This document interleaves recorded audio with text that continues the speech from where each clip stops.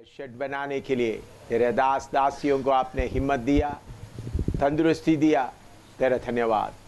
ये जगह इधर का बिरादरी के लोग मिलकर प्रोग्राम के लिए दिया, उनको भी तो आशीर्वाद दे प्रभु। इस गीदा भवन मोहल्ला में, क्रिश्चियन कॉलोनी में एक बहुत बड़ा आशीष का कारण बने।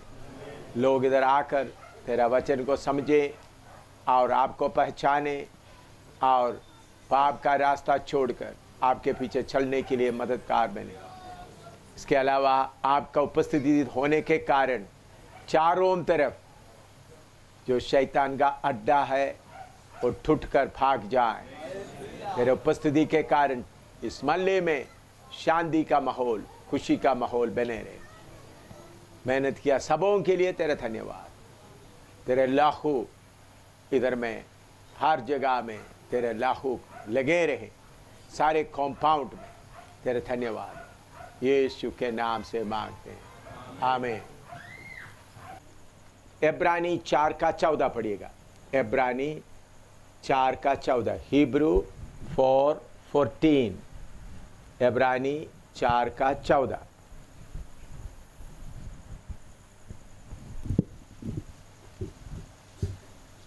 इसलिए जब हमारा ऐसा बड़ा महायाजक है जो स्वर्गों से होकर गया है, अर्थात परमेश्वर का पुत्र यीशु, तो आओ हम अपने अंगीकार को दृढ़ता से थामे रहें। हाँ, इधर में लिखा है बड़ा महायाजक, ग्रेट हाई प्रीस्ट। तो 37वां नाम, 37 नेम, ग्रेट हाई प्रीस्ट।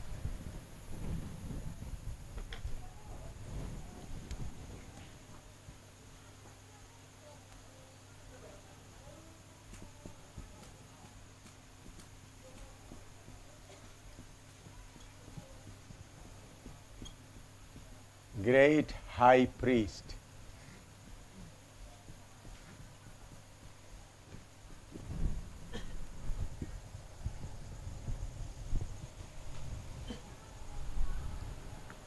बड़ा महायाजक। इब्रानी 6:19 और 20 पढ़िएगा। इब्रानी 6:19 और 20। वह आशा हमारे प्राण के लिए ऐसा लंगर है जो स्थिर और दृढ़ है और पर्दे के भीतर तक पहुंचता है, जहां यीशु ने मलकीसिदक की रीति पर सदाकाल का महायाजक बनकर हमारे लिए अगुआ के रूप में प्रवेश किया है। इधर में हमारे लिए अगुआ के रूप में प्रभु यीशु मसीह पर्दे के भीतर प्रवेश किया है, इसके बारे में लिखा है।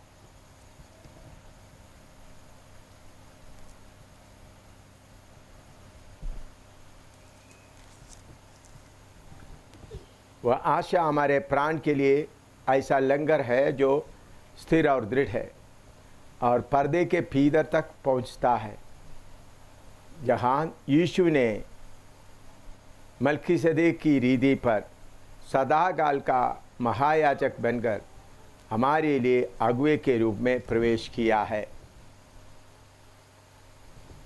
इस बात को समझना है तो आप पुराना नियम की कुछ बातों को आप याद करने के बाद ही इस बात का सही अर्थ आपको समझ में आएगा। इसलिए आइए हम पुराना नियम में लेवी व्यवस्था 16 अध्याय में आए। लेविटिकस चैप्टर 16, लेवी व्यवस्था 16 अध्याय, उसका पहला आयत से लेकर 17 आयत तक हमने पढ़ना है। लेवी व्यवस्था 16 अध्याय, उसका पहला आयत से लेकर 17 पद तक। मैं विनती करता हूँ आप लोग थोड़ा सा जल्दी अपने आप में थोड़ा पढ़िएगा, फिर वचन से पढ़कर उसका एक्सप्लेनेशन किया जाएगा, क्योंकि उसमें काफ़ी बातें लिखा है।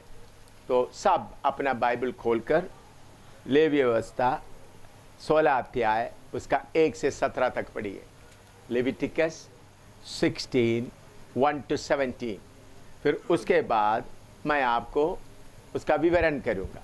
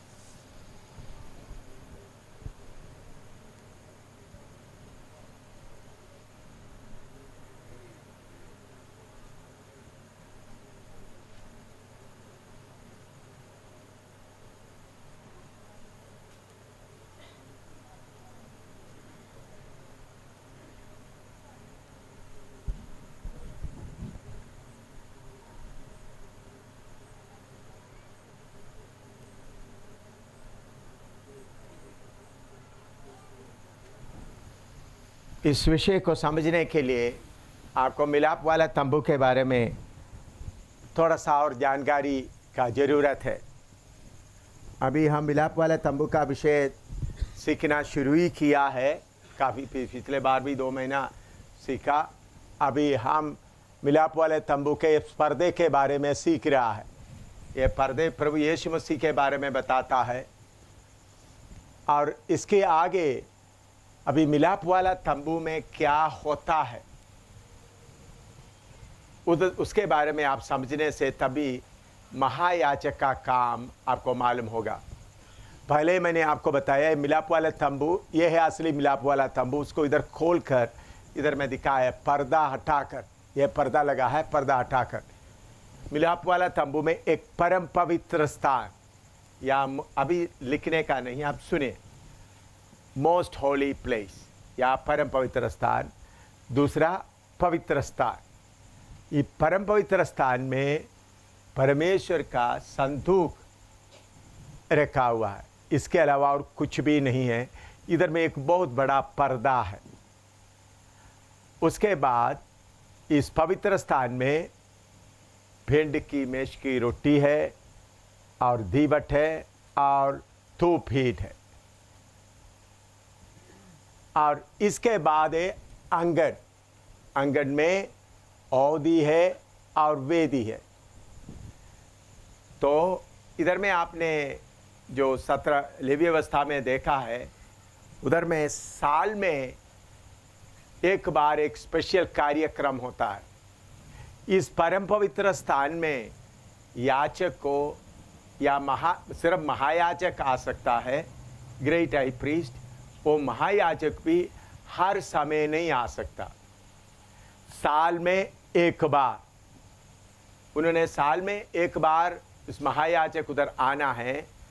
तो उन्होंने अपने लिए और अपने खानदान के लिए एक बछड़े को लेकर आना है, और उन्होंने उसको काटकर उसका खून लेकर इस परम पवित्र स्थान में इधर में छिड़कना है।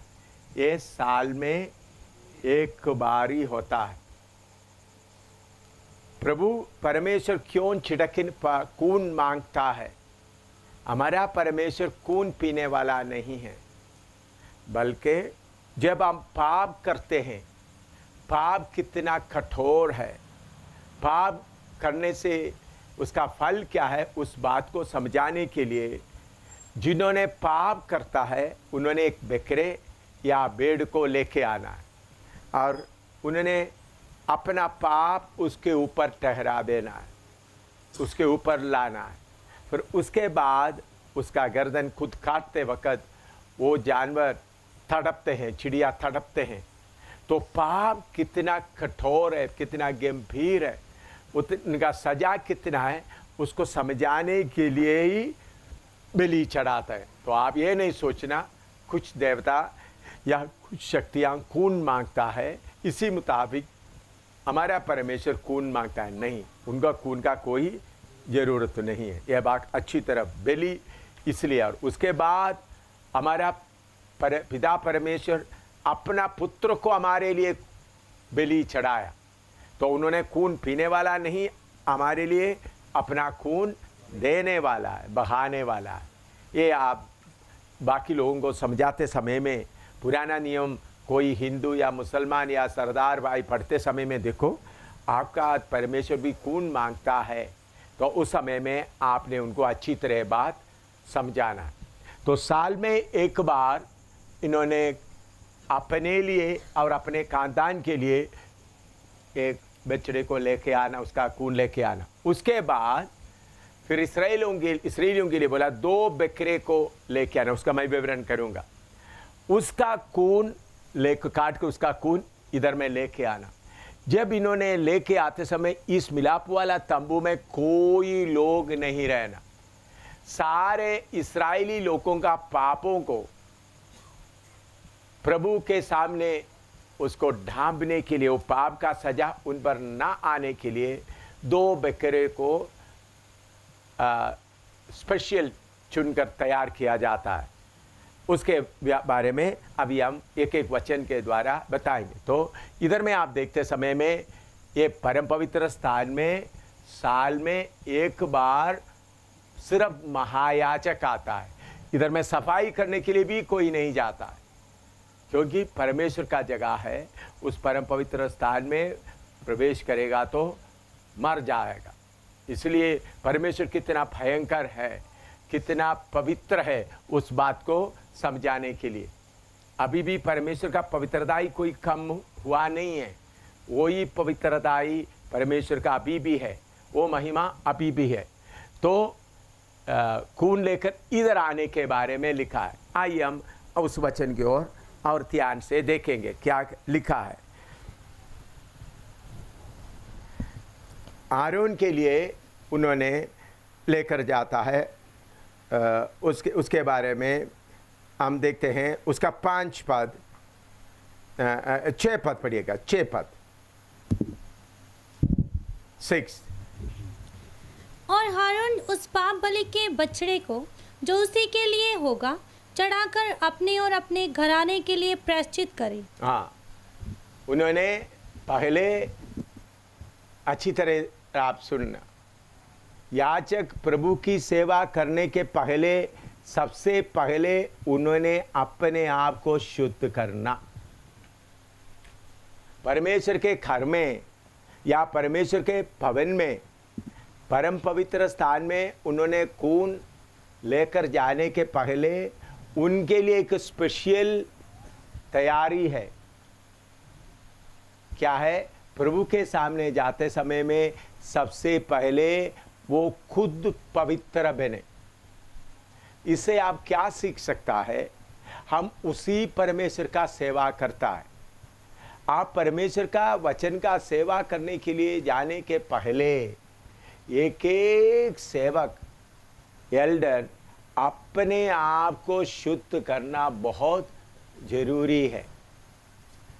अगर आप अपना पत्नी के साथ झगड़ा किया है या पड़ोसी के साथ झगड़ा किया है, पति के साथ झगड़ा किया है, उन बातों को ठीक है मैं बाद में ठीक करूंगा, ऐसा नहीं। परमेश्वर शक्ति से कानून दिया है आरोन को। आरोन पहले इस्राएली लोगों का पाप के लिए परमेश्वर के सामने आने के पहले अपने लिए और अपने घराने, उधर में लिखा है ना, अपने, दोबारा पढ़ो 6 पढ़िएगा। और हारून उस पाप बलि के बछड़े को जो उसी के लिए होगा चढ़ाकर अपने और अपने घराने के लिए प्रायश्चित करे। हाँ, अपने लिए, अपना घराने के लिए प्रायश्चित करे। तो ये बहुत जरूरी है। प्रभु का दास लोग अपने घर के लिए, अपने घर में झगड़ा हो सकता है, पति पत्नी, मैं प्रभु की सेवा में सेवा करते समय में आप मेरा पत्नी से आप टेलीफोन करके भी पूछ सकता है, बताएगी। मैं मेरा पत्नी को काफ़ी बार उन्होंने अच्छी तरह से सेवा करती है, लेकिन फिर भी बहुत ज़्यादा और काम होने के कारण मैं कभी कभी उनके ऊपर गुस्सा करते थे। लेकिन आराधना के पहले मैं उनके पास जाकर मेल करके ही आराधना के लिए जाएगा। आप उनसे फ़ोन करके पूछ सकता है। कई बार मेरा पत्नी बाकी लोगों से बोलते हुए मैंने सुना, अभी मुझे ज़ोर ज़ोर से डांट रहा है, शाम को मीटिंग आते वक्त देख लेना क्या करता है। मैं मीटिंग आते समय, मीटिंग जाने के पहले मेरा पत्नी अम्मनी इधर वो गुस्सा दिखाएगी, तब अपना बड़ापन दिखाएंगे, मैं नहीं आऊँगा। तो फिर मुझे किचन में जाना पड़ता है।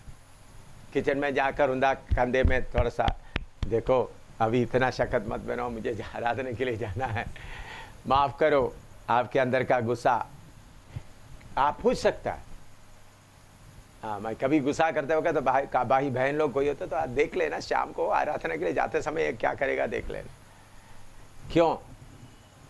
मेरा पिता परमेश्वर की आराधना के लिए जाते समय में, इधर में परमेश्वर ने इस्राएल के लिए कानून दिया है, उन्होंने अपने लिए, अपना घराने के लिए क्या करे, सबसे पहले बछड़े को काटकर उनका लहू परम पवित्र स्थान में ले जाकर उसका प्रायश्चित करें। तो हम लोग जो वचन का प्रचार करता है, परमेश्वर की सेवा है। जो आरोन करता था उससे बढ़कर, उससे काफ़ी आगे है।